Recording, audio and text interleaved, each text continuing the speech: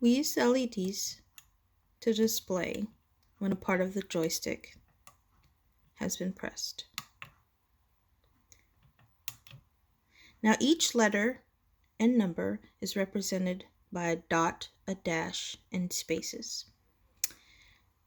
So a dot is represented by the center of the joystick. A dash is represented by the top of the joystick. A space is represented by the right joystick. And an erase symbol is represented by the left joystick. And the bottom joystick represents the display string. So let's say we want to display hello. The letter H is represented by 4 dots. So each letter and each number needs 5 inputs. So for the last input, we will use the space. So dot, dot, dot, dot, space, H.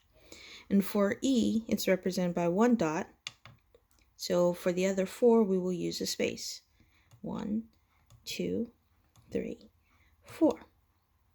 For the letter L is represented by a dot, dash, dot, dot.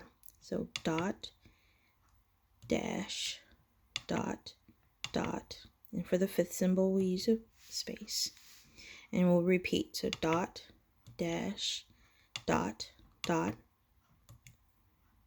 For the letter O, it's represented by 3 dashes. So dash, dash, dash, space, space. Let's say we want to say Dr. Shui after that. Hello, Dr. Shui. So a D is represented by a dash and 2 dots. So dash, dot, dot. And we need 2 spaces to complete. An R is represented by a dot, dash, dot. So dot, dash, dot, space, space to complete.